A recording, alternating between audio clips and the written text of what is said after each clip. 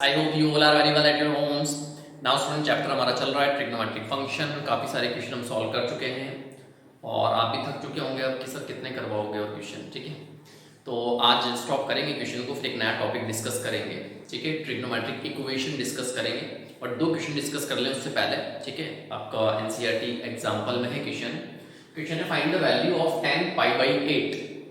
Pi by 10 pi by 8 की value आपको find करनी है।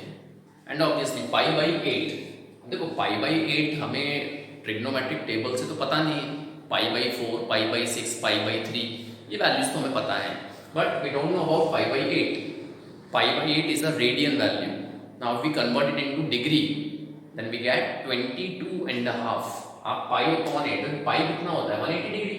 इसको जब आप 8 से डिवाइड करेंगे तो 22.5 आपको मिलेगा। 22.5 हमें नहीं पता क्या होता है, तो अब इसको फाइंड करने की टेक्निक क्या होगी वो देखिएगा। इसको कैसे हम फाइंड करें तो सुनना भाई, हम पाई बाई 8 को तो नहीं जानते, पाई बाई 8 को तो हम नहीं जानते, बट पाई बाई 4 को तो हम जानते हैं, पाई बाई 4 को हम जानते हैं। अच्छा, अब मैं पाई बाई 4 के बारे में ही क्यों बात कर रहा हूँ, क्योंकि पाई बाई 4 से पाई बाई 8 बनाया जा सकता है। पाई बाई 4 को पाई बाई 8 में कन्वर्ट किया जा सकता है, और 4 अगर 2 से मल्टीप्लाई हो जाए तो 4 2 8 हो जाएगा। तो हम शुरुआत करेंगे पाई बाई 4 से। तो देखिएगा ध्यान से सॉल्यूशन। हमें पता है, हम जानते हैं पाई बाई 4 को। ठीक है, क्वेश्चन जो है वो 10 के ऊपर बेस्ड है। किसके ऊपर बेस्ड है क्वेश्चन? 10 के ऊपर। तो हमने बात करी 10 पाई बाई 4 के बारे में। ठीक है, 10 पाई बाई 4 से हम क्वेश्चन की स्टार्टिंग कर रहे हैं कि क्वेश्चन 10 पर है और पाई बाई 4 हमें पता है वैल्यू क्या होती है 45 डिग्री। 10 45 इज 1। अब आप खुद देखिए, ये जो 10 पाई बाई 4 है, इसमें ये जो अंदर ही जो एंगल है पाई बाई 4, अगर मैं अंदर वाले एंगल को 2 से मल्टीप्लाई और डिवाइड कर लूं तो ये पाई बाई 8 बनेगा नहीं बनेगा? यस, ये बन जाएगा पाई बाई 8। कैसे? देखिएगा ध्यान से। 10 इस पाई बाई 4 को हमने 2 से मल्टीप्लाई कर लिया और 2 से डिवाइड कर लिया। कोई इफेक्ट पड़ेगा? कोई इफेक्ट नहीं पड़ेगा, बैलेंस है अभी भी, बट हमारा काम चल गया। कैसे? ये हो गया 2 4 जा 8, 2 4 जा क्या हो गया 8 हो गया। मतलब मेरे पास आ गया 10 2 और ये हो जाएगा पाई बाई 8। बात समझ में आई? अब इसका बेनिफिट क्या मिला? बेनिफिट मिला और बहुत बड़ा बेनिफिट मिला। क्या मिला? ये फॉर्मूला बन गया एक, tan 2a। फॉर्मूला बना ना, tan 2a, ये a हो जाएगा। तो tan 2a का हमारे पास फॉर्मूला है। मैं फॉर्मूला लिख देता हूं पहले, देखिएगा ध्यान से। tan 2a that is 2 tan है upon 1 minus tan square a। ये फॉर्मूला है हमारे पास। उस फॉर्मूला यहां पर हमने अप्लाई किया। याद रखना, ये पाई बाई 8, ये कौन है? ये है a। ठीक है, एज अ a काम करेगा। तो ये 10 पाई बाई 4 तो कितना हो गया 1, 10 पाई बाई 4 की वैल्यू 1, तो 1 इज इक्वल्स टू, या हमने फॉर्मूला अप्लाई किया तो 2 tan a upon 1 minus tan square a।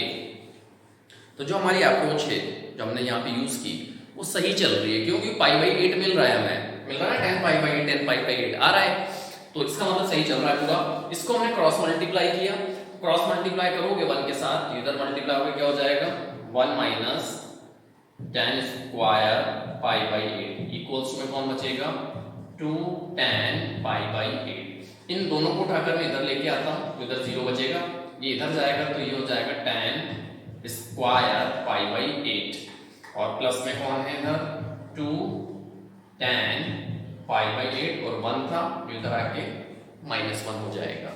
ये बात समझ में आ गई? क्या किया, इन दोनों को उठाकर मैं इधर लेके आया हूं और थोड़ा सा मैंने इसको अरेंज कर लिया ऑर्डर वाइज, स्क्वायर फिर 1 फिर कांस्टेंट। अब जरा गौर से देखो, ठीक है, इस चीज को, ये क्या है क्वाड्रेटिक इक्वेशन नहीं बन गई? एक क्वाड्रेटिक इक्वेशन की फॉर्म है ये। कैसे? देखिएगा ध्यान से। सपोज मैंने लेट tan पाई बाई 8 को मैंने x अज्यूम कर लिया। क्या अज्यूम कर लिया? x। ठीक है, तो ये पूरा क्या हो जाएगा, ये हो जाएगा x square plus 2x minus 1। तो मुझे इक्वेशन क्या मिलेगी? देखिएगा ध्यान से, स्क्वायर, ये हो गया एक्स स्क्वायर, ये हो जाएगा प्लस 2x और माइनस 1 इक्वल टू में कौन है 0, तो इक्वल्स टू में हमने यहाँ पर 0 लगा दिया। क्लियर है। अब देखो ये स्प्लिट नहीं हो पाएगा, साइन की प्रॉब्लम आएगी, तो हम यूज कर रहे हैं क्वाड्रेटिक फॉर्मूला। क्लास 10th में आपने पढ़ा था क्वाड्रेटिक फॉर्मूला, वो मैं अप्लाई कर रहा हूँ यहाँ पर। आई होप आपको फॉर्मूला याद है, मैं लिख देता हूँ फॉर्मूला। क्वाड्रेटिक फॉर्मूला ये होता है x is equals to minus B plus minus under root B square minus 4ac whole upon 2a। याद आया, कुछ पुरानी यादें ताजा हो गई। क्वाड्रेटिक फॉर्मूला था हमारे पास, ये मैं अप्लाई कर रहा हूँ। तो जैसे मैं अप्लाई करूंगा तो क्या मिलेगा मुझे, x is equals to minus b, b की वैल्यू कितनी है 2, तो यहाँ पर आएगा 2 plus minus under root B square मतलब कि 4 माइनस 4a, a की वैल्यू 1, a की वैल्यू 1 और c की वैल्यू माइनस 1, c की value minus 1 upon 2a।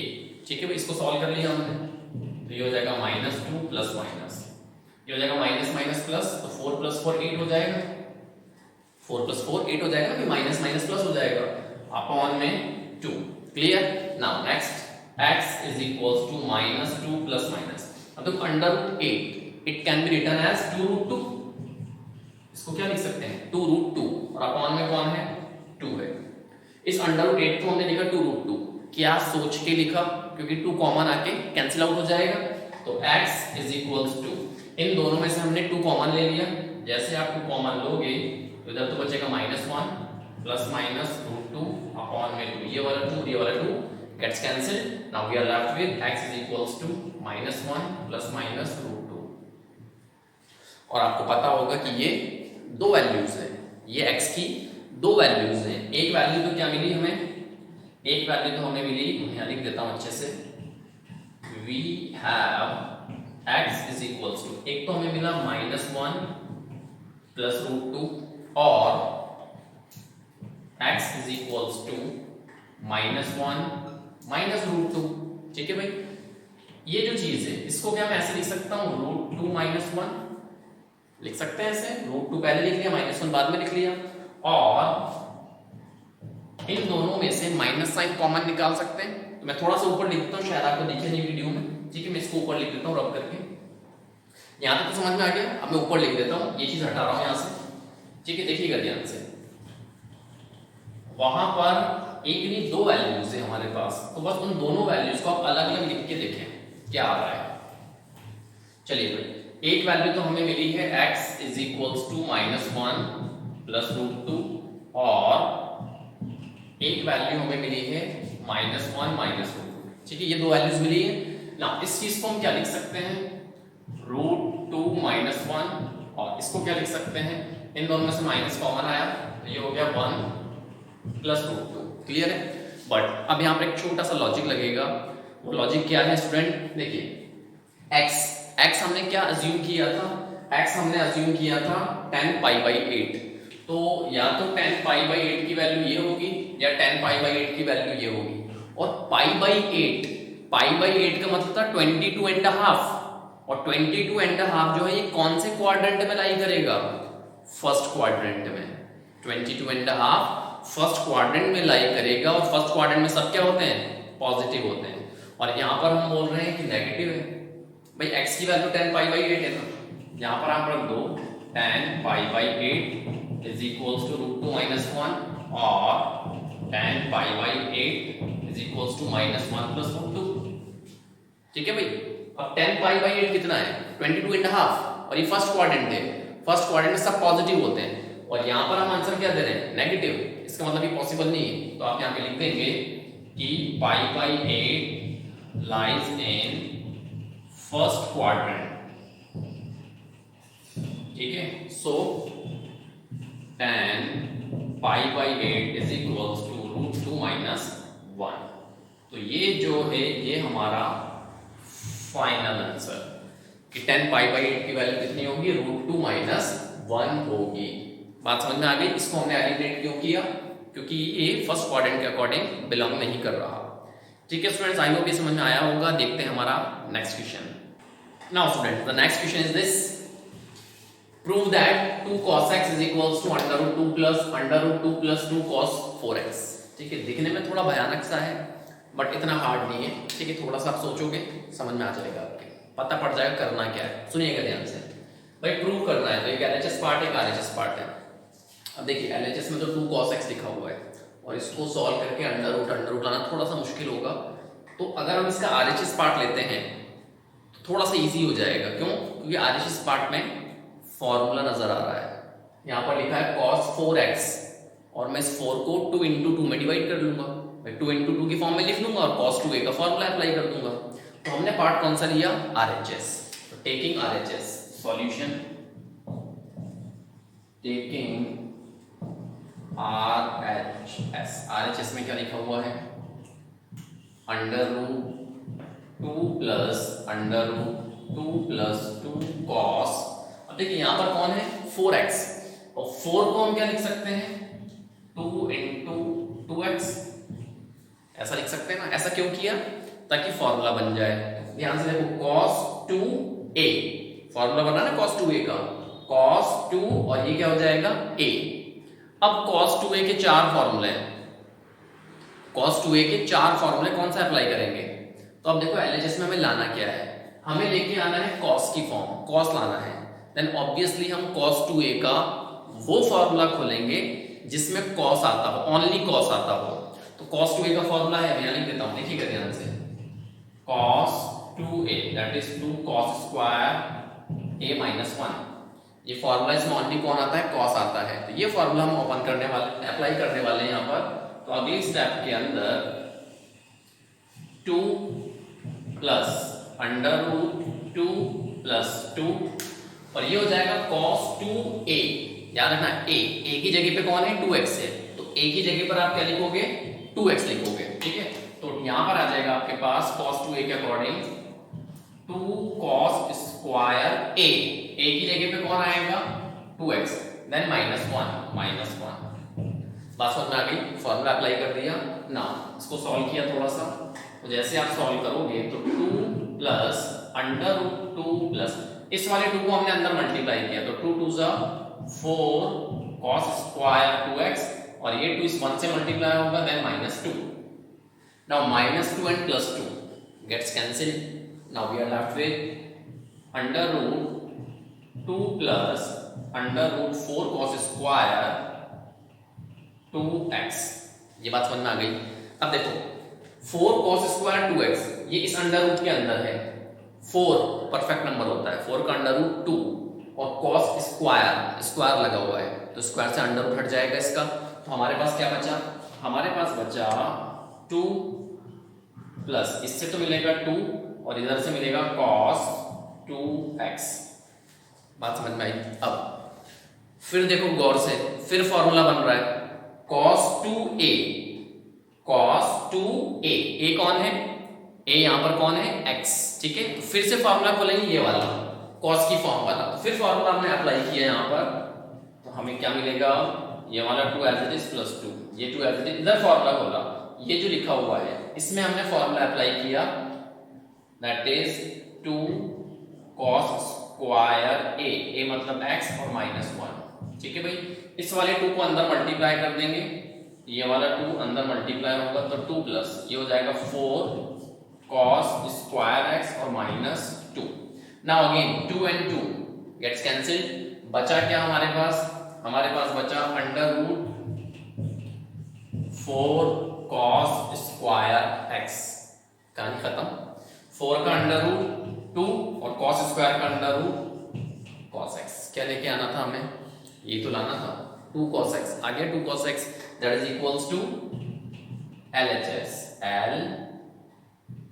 LHS। I hope student ये आपके समझ में आया होगा। ठीक है स्टूडेंट्स, अब बात करते हैं एक नए टॉपिक पर, देखते हैं क्या है। Now students the next topic is this trigonometric equation. तो ट्रिग्नोमेट्रिक इक्वेशन होती क्या है? सबसे पहली बात तो इक्वेशन क्या होती है? अब देखिए आपने काफ़ी सारी इक्वेशन स्टडी की होगी, लीनियर इक्वेशन आपने देखा, क्वाड्रेटिक इक्वेशन आपने देखा। तो तो इक्वेशन में एक चीज़ तो ये कि इक्वल टू सिंबल होना ज़रूरी है, साथ में वेरिएबल्स हों, कोफिशिएंट, कांस्टेंट वगैरह वहाँ पे हों प्रेजेंट, हम उसको इक्वेशन बोलते हैं। सो फॉर एग्जांपल सपोज मान लीजिए मैं अगर ऐसा लिखता हूँ x + y = 0, तो इक्वेशन है, तो यस इक्वेशन है x + y = 0, दो वेरिएबल है यहाँ पर, इक्वल टू भी है, इसका मतलब ये इक्वेशन तो है बट ये ट्रिग्नोमेट्रिक इक्वेशन नहीं है, ये ट्रिग्नोमेट्रिक इक्वेशन नहीं है। तो फिर ट्रिग्नोमेट्रिक इक्वेशन क्या होती है? तो एक ऐसी इक्वेशन जिसमें ट्रिग्नोमेट्रिक फंक्शंस इन्वॉल्व हों, वापस सुनिए, ऐसी इक्वेशन जिसमें ट्रिग्नोमेट्रिक फंक्शंस इन्वॉल्व हों, ऐसी इक्वेशन को हम कहते हैं ट्रिग्नोमेट्रिक इक्वेशन। फॉर एग्जांपल अगर मैं इक्वेशन लिखता हूं सपोज ऐसा, लेट्स से sin x = 1/2, आपसे पूछे क्या इक्वेशन है, तो यस इक्वेशन तो है, क्यों? क्योंकि इक्वल टू है। क्या ट्रिग्नोमेट्रिक इक्वेशन है? यस ट्रिग्नोमेट्रिक इक्वेशन है, क्यों? क्योंकि ट्रिग्नोमेट्रिक फंक्शन भी प्रेजेंट है यहाँ पर, sin x ट्रिग्नोमेट्रिक फंक्शन है, तो ट्रिग्नोमेट्रिक फंक्शंस अगर इन्वॉल्व होते हैं किसी इक्वेशन में, देन वो इक्वेशन क्या कहलाती है? ट्रिग्नोमेट्रिक इक्वेशन कहलाती है। जैसे एक और एग्जांपल देखें, ये एग्जांपल्स हैं, जैसे सपोज मान लीजिए लिखा हुआ है nx + sec x = -√3, सपोज ये लिखा हुआ है, ये भी ट्रिग्नोमेट्रिक इक्वेशन है क्योंकि ट्रिग्नोमेट्रिक फंक्शंस इन्वॉल्व है। बात समझ आ रही है? तो ऐसी इक्वेशन जिसमें ट्रिग्नोमेट्रिक फंक्शन इन्वॉल्व हो, और डेफिनेशन भी यही है, an equation involving trigonometric functions of variable. ठीक है, ट्रिग्नोमेट्रिक फंक्शन ऑफ वेरिएबल का मतलब दिस। अब इसको आप एंगल कह लें या अननोन एंगल कह लें, क्योंकि x तो हमें पता नहीं है, एज अ वेरिएबल ही है, तो आप इसे वेरिएबल बोलें या फिर अननोन एंगल्स बोलें, एक ही बात है। ठीक है, तो functions of variable is known as trigonometric equation. Examples मैंने आपको दे दिए। ठीक है स्टूडेंट्स, अब जिस तरीके से आपने लीनियर इक्वेशन, क्वाड्रेटिक इक्वेशन इनको पढ़ा सीखा, उसके बाद आपने इनके सॉल्यूशन निकालना सीखे थे 9th में भी, 10th में भी, 11th में भी, सॉरी 9th और 10th में, 11th में तो अभी आप हो। तो सॉल्यूशन क्या होता है? ठीक है, जनरली अगर बात करें तो सॉल्यूशन क्या होता है? तो किसी भी इक्वेशन के अंदर जो वेरिएबल्स हैं, उन वेरिएबल की वो वैल्यूज जो इक्वेशन को सेटिस्फाई कर दें, उसको हम कहते हैं solution of the equation. That means the values of the variables which satisfy the given equation is called solution. यहां पे क्या है? ट्रिग्नोमेट्रिक इक्वेशन का सॉल्यूशन, तो बस इक्वेशन की जगह पे ट्रिग्नोमेट्रिक इक्वेशन आ जाएगा, डेफिनेशन वही रहेगी। जो बेसिक मीनिंग होता है वो कभी भी चेंज नहीं होता किसी भी चीज का।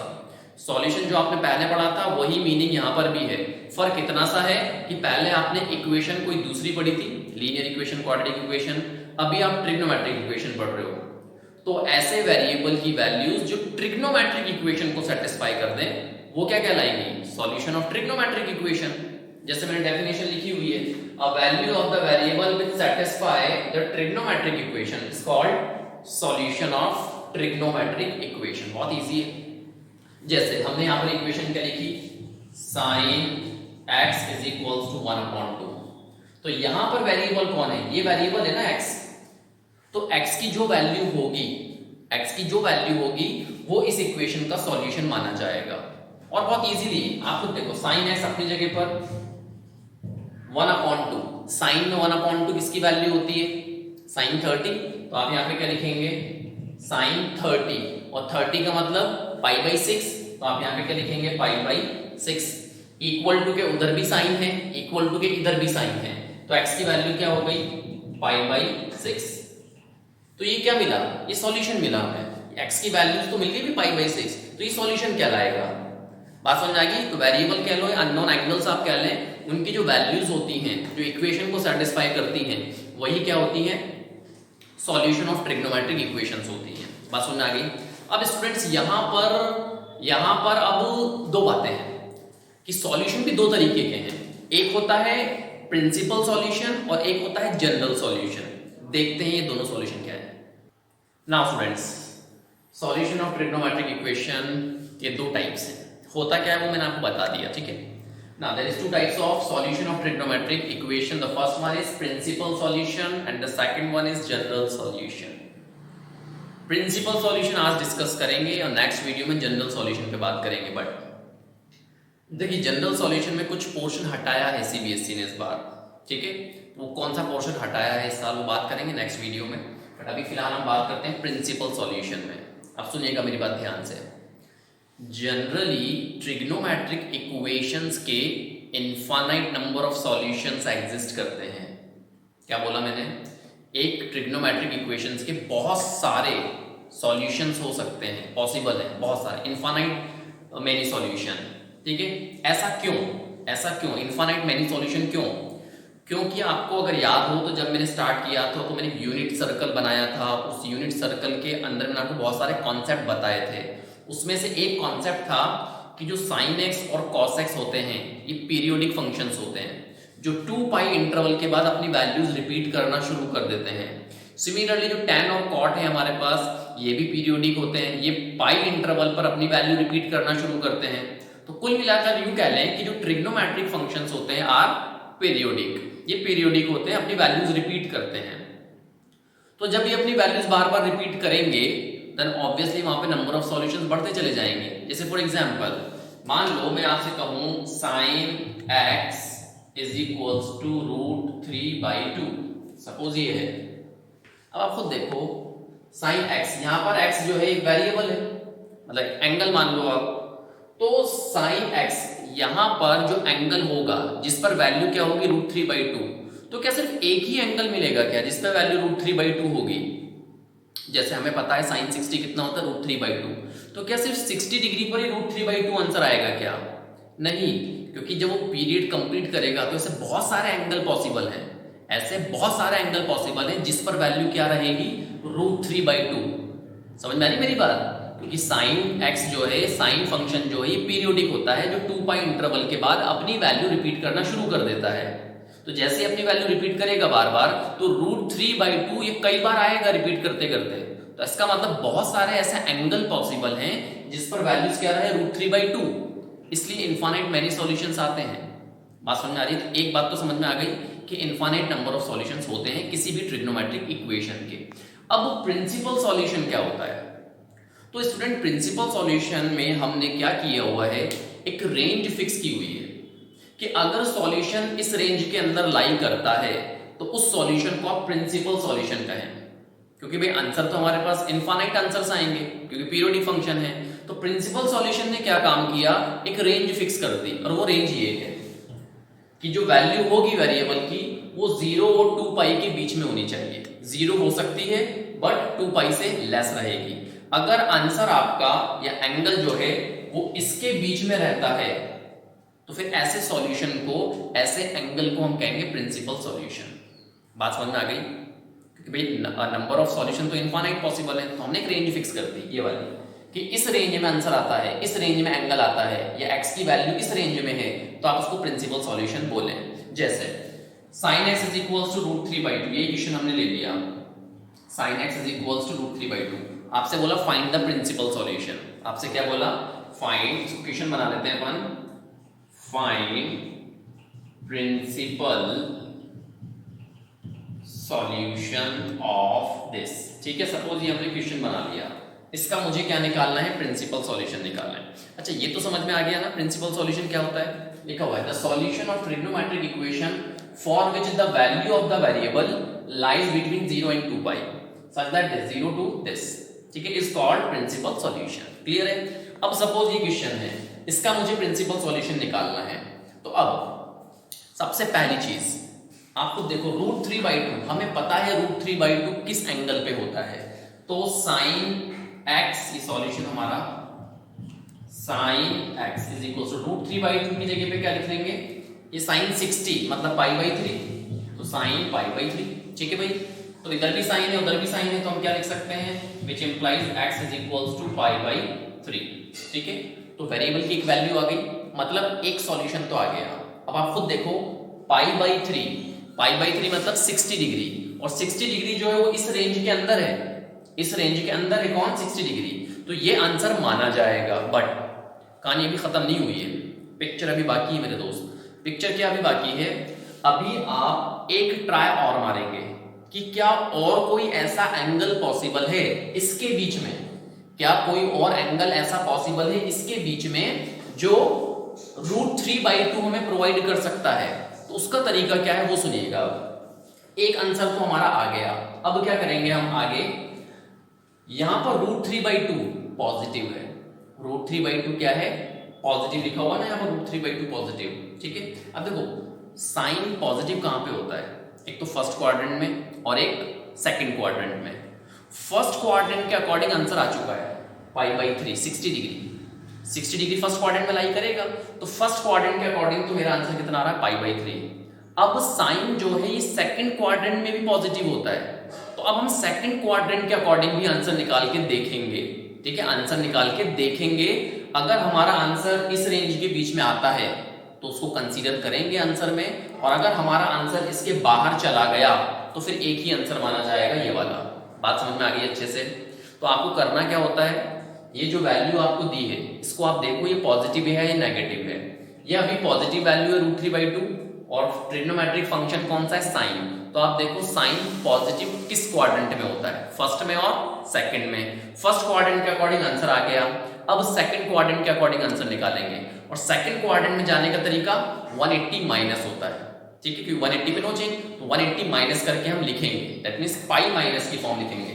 तो ये जो चीज है यहां से वापस सपोज ये मान लीजिए इक्वेशन 1 है, तो फ्रॉम इक्वेशन 1 यहां से हमने स्टार्ट किया, sin x is equals to sin π/3 is equals to, अब आप देखिए π/3 है और हम बनाना चाह रहे हैं सेकंड क्वाड्रेंट के अकॉर्डिंग, तो क्या मैं ऐसे लिख सकता हूं sin π - π/3 ऐसे लिख सकते हैं, यस। क्यों, sin 180 minus theta is sin theta, sin 180 minus theta क्या होता है, sin थीटा ही होता है। बात समझ में आ गई। तो ये हमने सेकंड क्वाड्रेंट की हेल्प से बनाया, अब इसको सिर्फ सॉल्व करना है। तो देखिएगा ध्यान से, यहां पर कौन है sin x is equals to, इसको जब आप सॉल्व करोगे तो 3 - 1 2π/3 मिला, इधर भी साइन है उधर भी साइन है, तो एंगल इक्वेट करवा ले। तो जैसे आप एंगल इक्वेट करवाओगे तो x की वैल्यू 2π/3। अब आप देखो 2π/3 कितना हो गया 120 डिग्री, क्योंकि π/3 कितना होता है 62 से 120, और 120 डिग्री इस रेंज के अंदर है, 120 डिग्री इस रेंज के अंदर है, तो इसको भी आंसर में कंसीडर करना होगा। That means we have 2 principal solution, हमारे पास 2 प्रिंसिपल सॉल्यूशन आए। तो फाइनल आंसर आप लिखते हैं द प्रिंसिपल सॉल्यूशन इज π/3, एक तो आया था π/3 और एक आएगा 2π/3 एंड 2π/3, ये हमारा फाइनल आंसर होगा। बात समझ में आ गई। क्या करना है, पहले देखना है पॉजिटिव है, इधर देखो कौन सा ट्रिग्नोमेट्रिक फंक्शन है, उसके अकॉर्डिंग क्वाड्रेंट देखो, first quadrant second quadrant third, वो 4 क्वाड्रेंट है हमारे पास। तो फर्स्ट क्वाड्रेंट इस क्वेश्चन में फर्स्ट क्वाड्रेंट के अकॉर्डिंग हमने बना लिया, क्योंकि साइन पॉजिटिव होता है फर्स्ट क्वाड्रेंट में। फिर हमने देखा साइन सेकंड क्वाड्रेंट में भी पॉजिटिव होता है, तो हमने सेकंड क्वाड्रेंट के अकॉर्डिंग बनाया। ये बात समझ में आ गई ना कि ये कैसे बनाया मैंने, हमने पता तो चल गया कि सेकंड क्वाड्रेंट के अकॉर्डिंग बनेगा, और सेकंड क्वाड्रेंट में जाने का तरीका 180 माइनस होता है, ठीक है। तो हमने इस π/3 को क्या लिखा 180 माइनस π/3, क्योंकि 180 माइनस थीटा इज मतलब sine 180 minus theta is sine theta. तो इसको सॉल्व करूंगा दोबारा यही मिलेगा, पर इसको हमने सॉल्व कर लिया, इस तरीके से आंसर आ गया हमारा। बात समझ में आ गई स्टूडेंट। तो ये फिलहाल एक क्वेश्चन हमने डिस्कस किया प्रिंसिपल सॉल्यूशन पे, ठीक है स्टूडेंट्स। नेक्स्ट वीडियो में प्रिंसिपल सॉल्यूशन कंटिन्यू करेंगे और जनरल सॉल्यूशन भी स्टार्ट हो जाएगा, बट नेक्स्ट वीडियो के अंदर। Till then thank you so much.